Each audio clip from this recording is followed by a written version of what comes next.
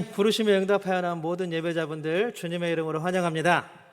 우리 함께 예배하는 이 시간 하나님의 은총이 우리에게 가득하기를 주님의 이름으로 축복합니다.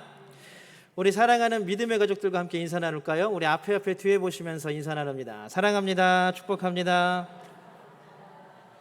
네.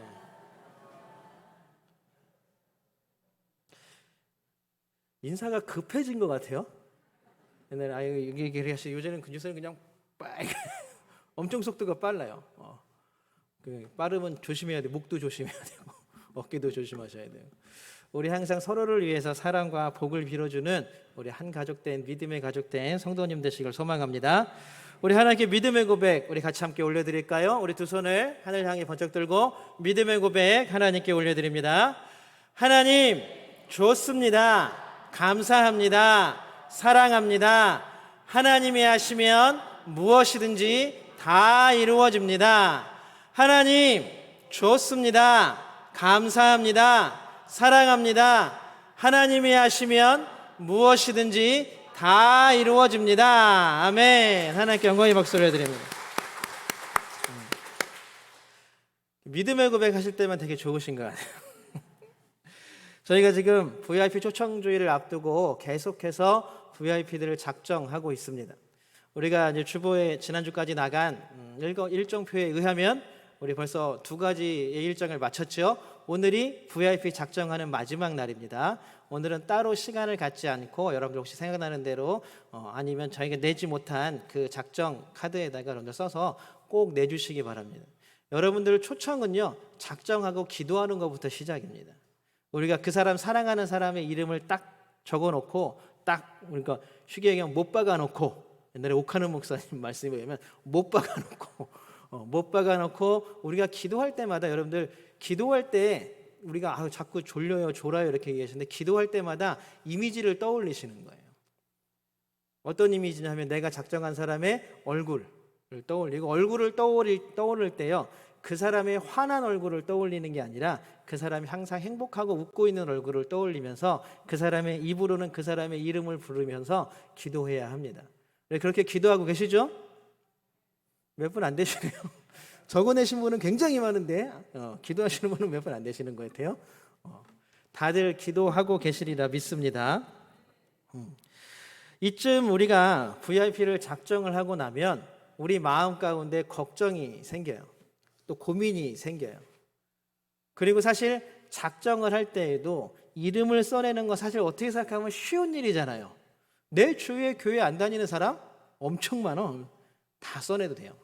그런데 한 명도 써내지 못하는 이유가 뭐냐 하면 그 후속, 그 다음을 어떻게 할 거냐에 대한 고민과 걱정이 생기기 때문에 그렇습니다. 어떤 것일까요? 어떻게 말하지? 내가 어떻게 가서 그 사람한테 교회를 오라고 초청을 하지? 어떻게 내가 이야기를 하고 내가 어떻게 꼬셔야 저 사람이 교회에 올 수 있을까? 이 고민과 이 걱정이 딱 마음속에 딱 들어오게 되면요 어떻게 되냐면 그 사람의 이름을 작정 카드에 쓰는 것조차 약간 망설여지는 거예요. 왜냐하면 사실 그 사람한테 내가 할 말이 없거든요. 그리고 어떻게 해야 될지 잘 모르거든요. 그래갖고 항상 작정 카드 못 쓰시는 분들 이렇게 얘기를 들어보면요 저는 그 사람한테 이렇게 뭘 말하거나 할 그런 재주가 없어요. 저는 성경 공부도 많이 못해서요 할 게 없어요. 저는 전도 훈련을 받아본 적이 없어서 할 게 없어요. 대부분 이렇게 말씀을 하세요. 오늘도 이제 중고등부 아이들 VIP 작정 그것 때문에 같이 예배를 같이 나누면서 설교하고 나왔는데 아이들도 마찬가지예요. 아이들이 특히 교회에 가서 학교에나 아니면 친구들한테 가서 너 우리 교회 올래라고 하는 이 간단한 한마디가 아이들한테는 굉장히 부담이 돼요. 참 우리가 많이 고민하는 이유가 바로 거기에 있습니다. 근데 여러분 저는 그렇게 생각해요. 우리가 이런 고민, 이런 생각이 우리 마음에 들어온 것부터가 우리는 한 발자국 더 발전한 것이라고 믿습니다. 왜냐면 그전에는 그냥 그런 생각조차 없었잖아요. 나나 열심히 다녀야지, 그냥 교회 가야지, 이런 생각이 우리를 지배하고 있었다면 어떻게 말해야 할지 고민을 하는 순간 우리는 이미 한 발짝 앞으로 더 나아가고 발전하고 성장한 줄로 믿습니다. 그리고 그리스도인이면 계속 그 고민을 해야 돼요. 아, 내가 어떻게 말하지? 우리 자녀들한테, 우리 가족들한테, 내 이웃 사람들한테, 내 동료들한테, 내가 사랑하는 사람들한테 어떻게 이걸 얘기를 해야 하지? 어떤 말로 그들을 초청해야 하지? 우리는 계속 고민하게 됩니다. 여러분들, 이 고민과 이 걱정과 이 근심이 우리의 기도로 이어지기를 소망합니다. 하나님, 나의 입술에 말을 허락하여 주시옵소서. 말을 넣어주시는 분은 누굽니까? 하나님이십니다. 모세에게도 그러셨고요, 이사야에게도 그러셨고요, 예레미야에게도 그러셨습니다. 물론 호세아에게도 그러셨고요.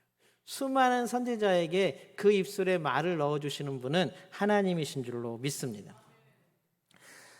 사람들이 살아온 역사를 이렇게 쭉 보면요, 어쩌면 모든 사람들이 자신의 구원자를 기다려온 역사라고도 할 수 있습니다.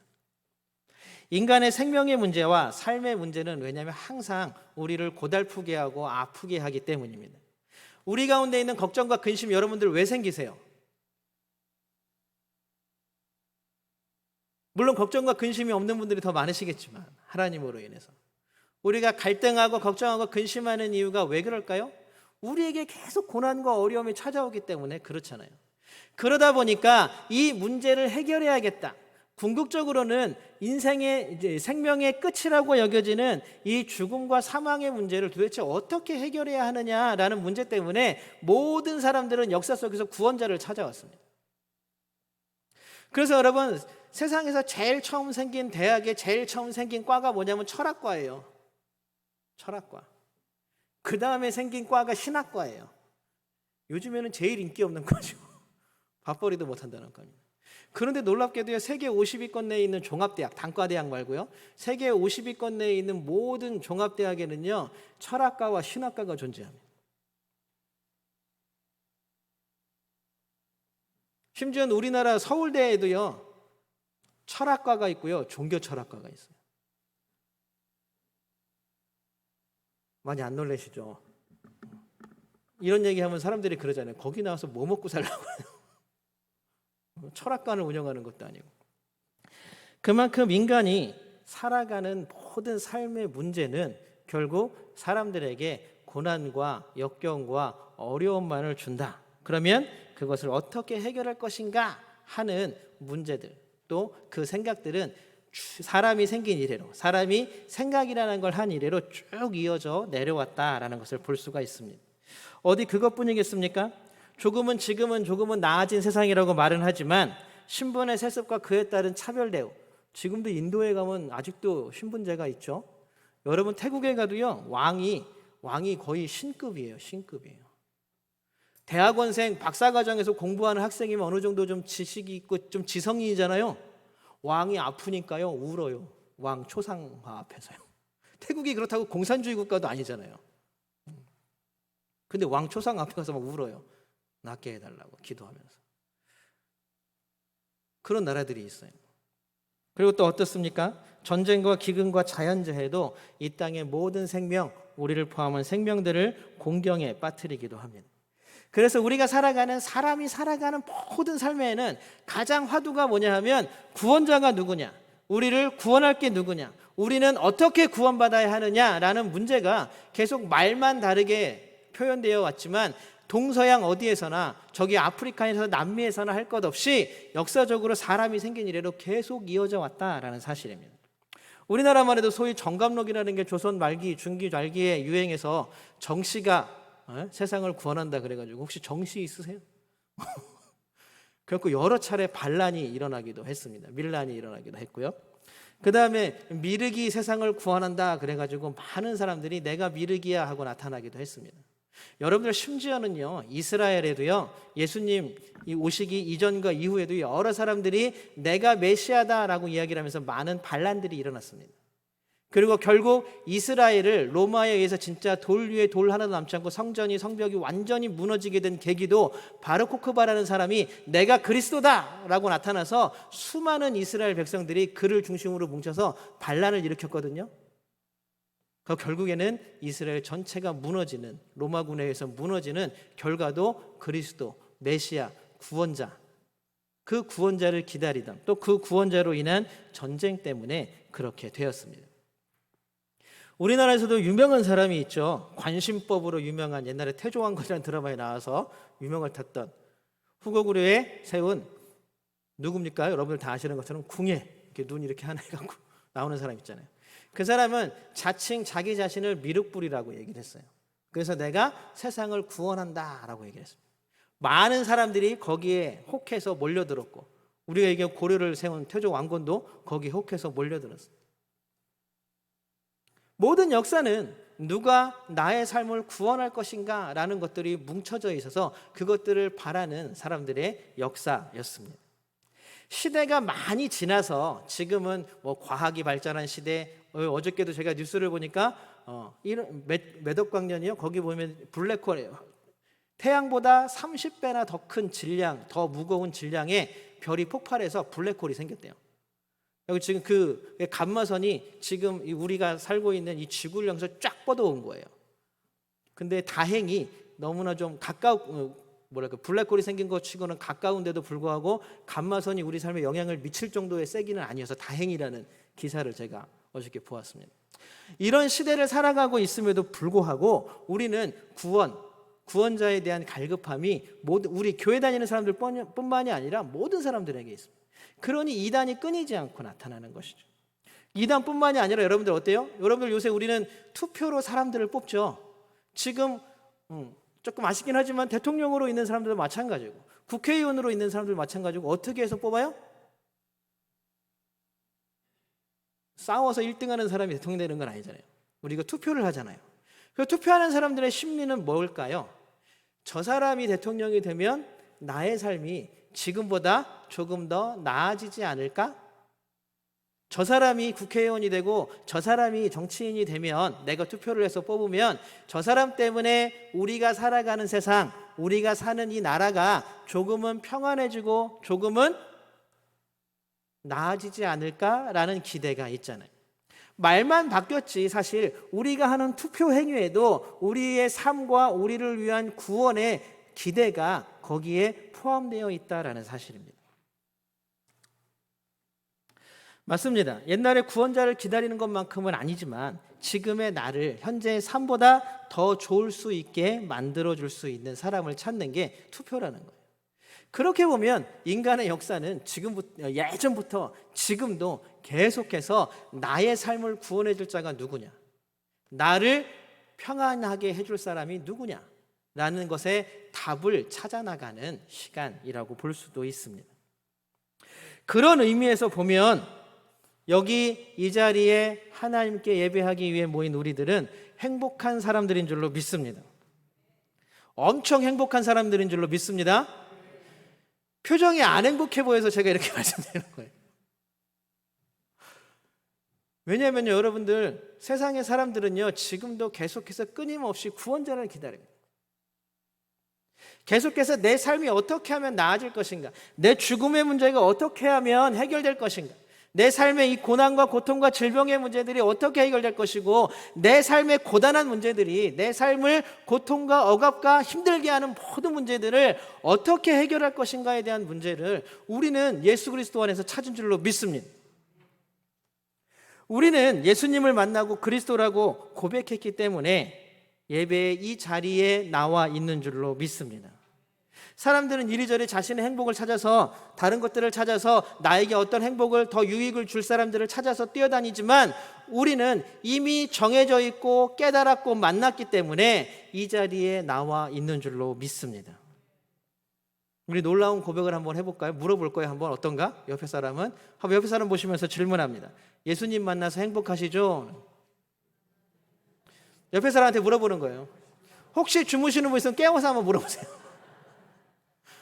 왜냐하면 이거 질문은 굉장히 중요하니까요. 물어보셨어요? 제가 질문합니다. 여러분 예수님 만나서 행복하십니까? 정말 예수님 만나서 행복하십니까? 그럼 웃어주세요. 웃어주세요. 자, 질문을 받았으니까 대답해야겠죠. 옆에 있는 사람에게 대답합니다. 예, 예수님 만나서 너무 행복합니다.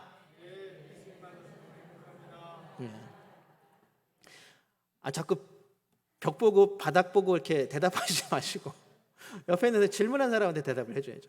저는 정말로 예수님 만나서 행복합니다. 저는 예수님 만나서 저의 삶이 너무나 행복합니다. 여러분, 이 고백이 우리의 진정한 고백이 되기를 주님의 이름으로 소망합니다. 이게 우리의 정체성이에요.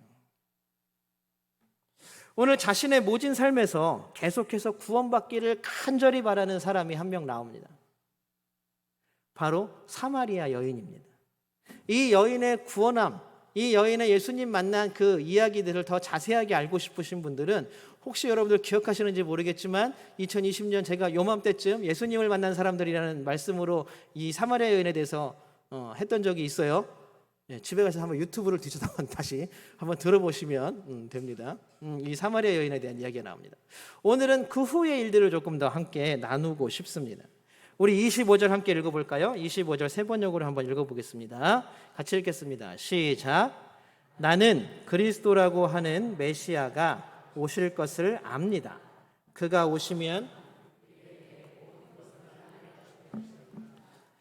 아멘. 지금 예수님과 이 여인이 대화하는 장면이거든요. 근데 이 여인이 뭐라 그러냐면 나는 예수님, 그리스도, 예수님 하는 참 그리스도는 메시아라는 뜻이에요. 구원자라는 뜻이죠. 구원자가 올 것을 저는 믿어요. 그 구원자가 오시면요, 여기는 그가 우리에게 모든 것을 알려주실 것입니다라고 얘기하지만 그가 오시면 우리가 구원받을 것입니다라는 말이에요. 그 구원자가 오면요, 우리는 지금 이렇게 고난당하고 이스라엘 사람들이 사마리아 사람들을 혼혈족이라고 엄청 무시했거든요. 바벨론이 쳐들어왔을 때 항복한 사람들이라고 엄청 무시했거든요. 다른 민족과 섞여 있는 잡종이라고 엄청 무시했거든요. 그래서 이스라엘 사람들은요, 여행을 하잖아요. 그 사마리아 땅, 여러분들 나중에 지도, 성경책 뒤에 보면 지도 나오는데요, 사마리아 땅이 되게 넓은데도요, 이 유대 사람들은요 글로 안 지나가고요, 돌아서 갔어요. 내가 먼 길을 돌아가고 말지 부정한 땅엔 들어가지 않겠다. 그런데 유대인으로서, 그것도 남자로서 사마리아 땅을 지나가면서 사마리아 여인에게 말을 거는 사람은 예수님이 처음이었던 거예요. 이런 고난과 고통 가운데에서, 이런 차별 대우 속에서 살아가던 이 사마리아인, 그 사마리아 사람들 중에서도 여러분, 이 여인이 지금 물을 길러 나온 시간은요, 아무도 밖에 돌아다니는 시간이 아니에요. 왜냐하면 너무 더워서 안 나와요. 여러분 혹시 옛날에 아테네 올림픽 기억하세요? 12시부터 2시까지인가 3시까지인가는 경기도 안 하잖아요. 그 시간엔 다 자요. 경기도 안 했어요, 올림픽 때. 그 시간 너무 덥다고. 그런 것처럼 이 땅에도 마찬가지였어요. 근데 이 여인은 다른 사람들을 만나기가 너무 괴로운 거예요. 다른 사람들 보기에 자기 자신이 너무 창피하고 부끄러워서 맨날 그 사람들이 아무도 안 나다니는 그 시간에 물 없이는 살 수 없으니까 물 들어오는 여인이었어요. 그러니 그 구원에 대한 기대가 얼마나 컸겠습니까? 이 남자에게, 처음 보는 남자에게 그 자기의 소망을 드러내는 거예요. 메시아, 구원자, 그리스도가 오시면 그가 나에게 모든 걸 알려줄 거예요. 그가 내가 어떻게 살아야 되는지를 알려줄 거예요.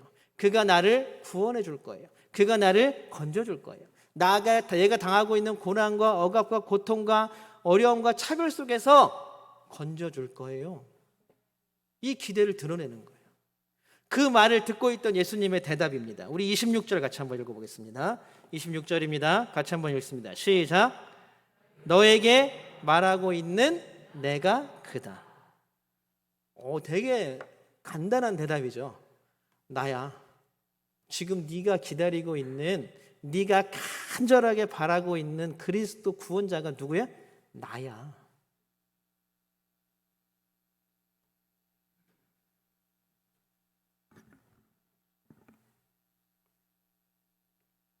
이 여인의 마음은 어땠을까요? 제가 만약에 그 자리에서 예수님의 야, 그 구원자 그리스도가 메시아가 나야 라고 하는 말을 들었으면 나는 어떻게 반응했을까? 여러분들은 어떻게 반응하셨을까요? 저 같았으면 저 사람 미친 사람 아니야? 아니 이 떼약볕에 아무도 안 돌아다니는 이 낮에 그냥 우물가에 쭈그리고 앉아가지고 물도 못 떠먹고 자기한테 물 달라고 이 사람이 자기가 내가 구원자야 라고 말하면 이 사람 이상한 사람 아니야? 저는 어쩌면 이렇게 생각했을 수도 있겠어요. 여러분들은 어떠십니까? 그 자리에서 예수님을 만나셨다면 여러분들 모두가 아마 각자 삶의 고난과 아픔과 어려움과 그 역경의 자리에서 예수님을 만나셨을 줄로 믿습니다. 여러분 그 자리에서 예수님이 나야 라고 말씀하셨을 때 여러분들은 어떻게 반응하셨어요? 설마요 이러셨습니까? 아니면 믿습니다 하셨습니까? 어떠셨습니까? 숨어 다니고 피해 다니던 삶을 살던 이 여인이, 그게 바로 그리스도를 매일 기다리던, 구원자를 기다리던 이 여인이 나는 구원자를 기다리고 있어요. 나는 내 삶이 이전보다 더욱더 떳떳해지기를 바래요. 내 삶이 이 어려움 가운데에서 구원되어지기를 원해요 라고 말하는 이 여인에게 예수님이 야, 네가 말하는 사람이 나야 라고 얘기했을 때 이 여인은 정말로 놀라운 반응을 보입니다. 우리 28절 한번 볼까요? 28절입니다. 같이 한번 보겠습니다. 시작. 그 여자는 물동이를 버려두고 동네로 들어가서 사람들에게 말하였다. 뭐라고 말했을까요? 우리 29절도 한번 보겠습니다. 같이 보겠습니다. 시작. 내가 한 일을 모두 알아맞히신 분이 계십니다.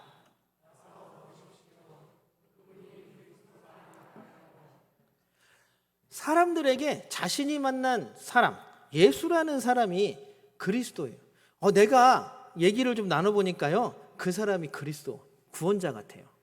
자, 근데 이거 대단한 일입니다. 왜냐하면요, 사람들을 피해 다니면 자신의 삶에 가장 필요한 물도 사람들을 만나지 않기 위해 사람들이 없는 시간에 뜨러다니던 이 여인이 예수님을 만나자마자 어떻게 됐습니까? 사람들을 자기가 직접 찾아다니기 시작했어요. 한번 와서 보십시오. 내가 만난 사람이 그리스도 같아요. 내가 만난 사람이 구원자 같아요. 내가 만난 사람이 예수님 같아요. 여러분들 빨리 나와보세요.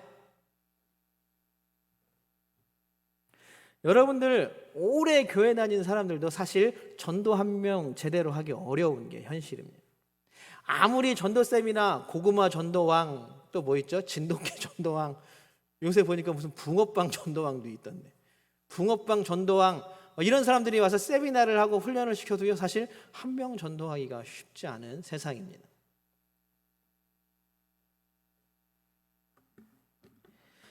전도는 어려워요. 아직까지 배운 바가 없어서, 제가 아는 게 없어서, 제가 들은 게 없어서 좀 뭐라고 말해야 될지 모르겠어요. 그런데 한번 보십시오. 이제 우리가 다음 주에 또 함께 나누겠지만 제자들은 전도를 하러 다녔나요? 아니에요. 지금 뭐 하러 갔어요? 음식 구하러 갔어요. 오래 따라다닌 제자들도. 그런데 예수님 만나서 몇 마디 말 나눈 이 여인이 막 집집마다 찾아다니면서 한번 나와 보십시오. 와서 보십시오. 지금 내가 만난 사람이 구원자 같아요. 내가 만난 사람이 메시아 같아요. 내가 만난 사람이 우리가 기다리는 그리스도 같아요 라고 구원합니다. 그럼 이 여인이 정말 이상한 걸까요?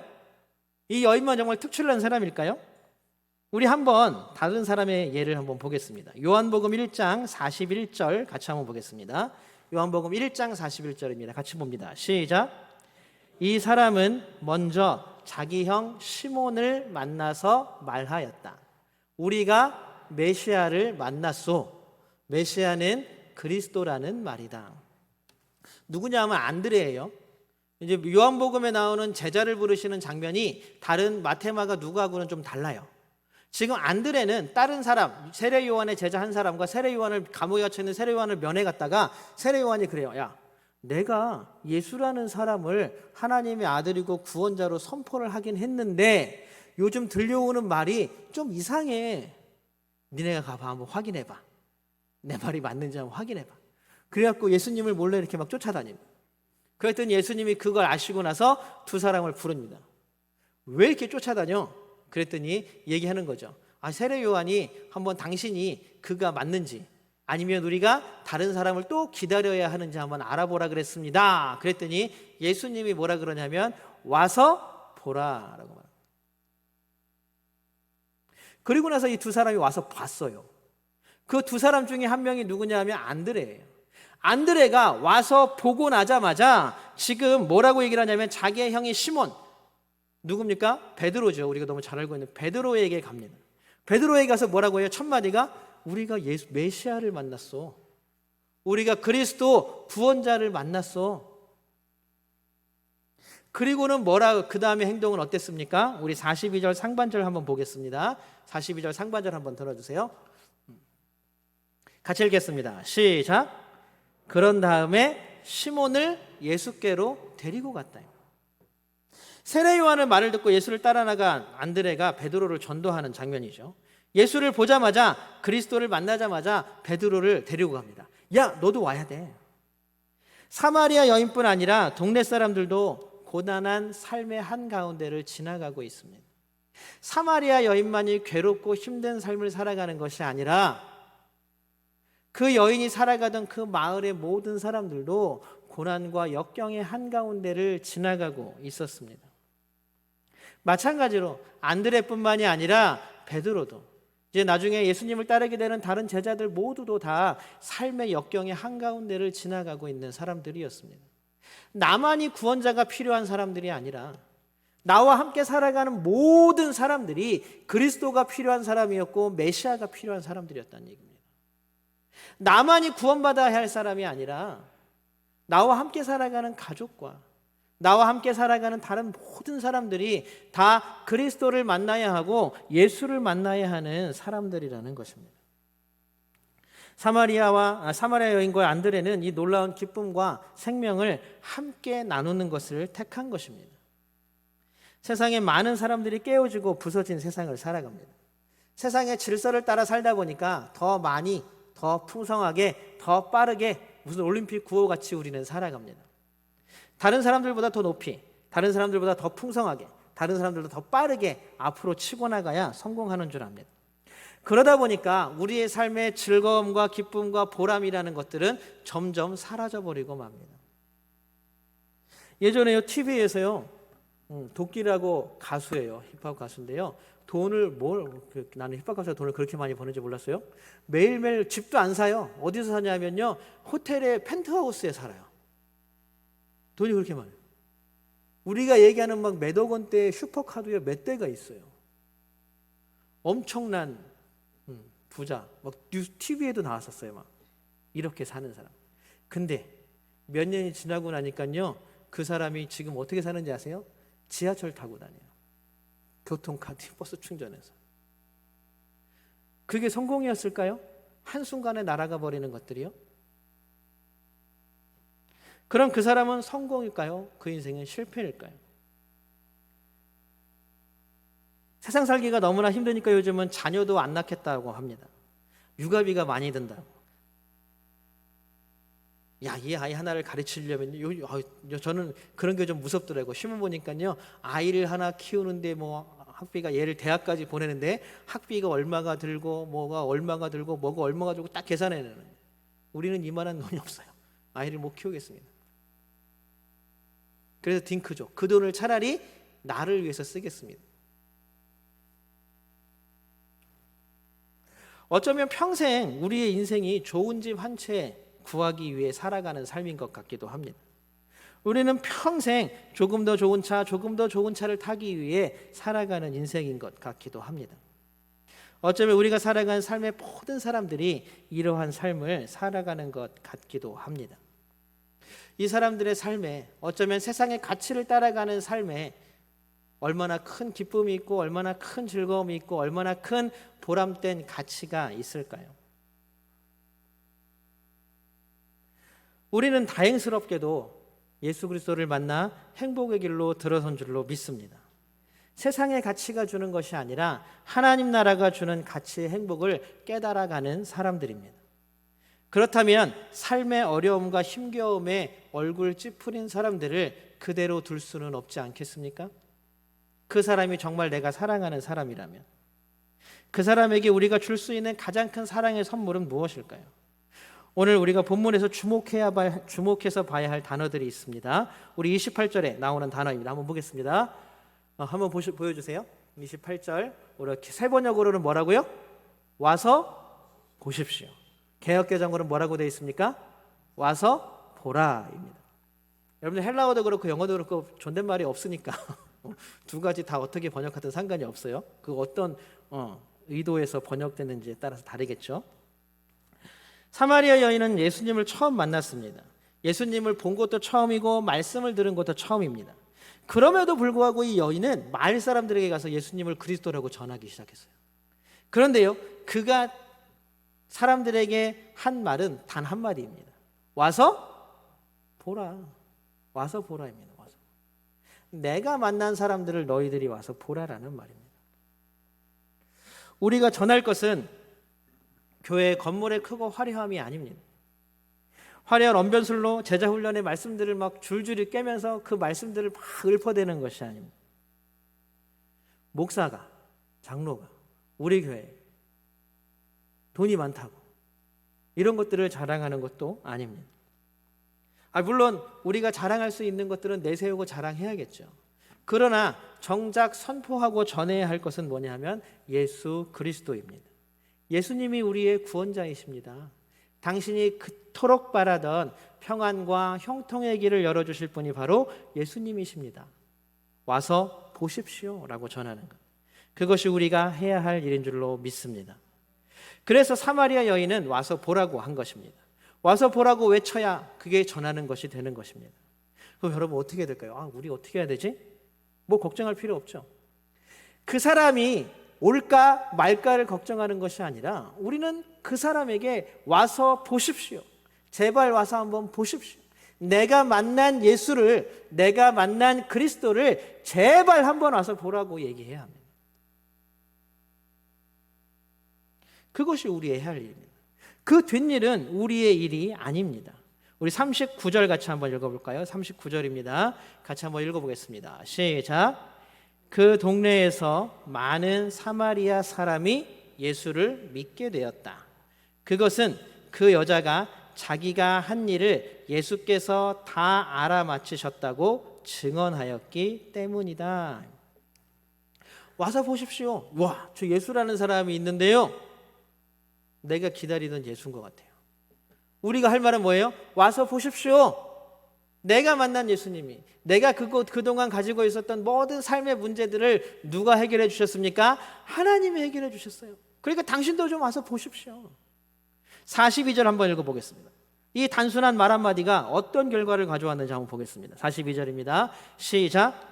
우리가 믿는 것은 이제 당신의 말 때문만은 아니요, 우리가 그 말씀을 직접 들어보고 이분이 참으로 세상의 구주이심을 알았기 때문이요.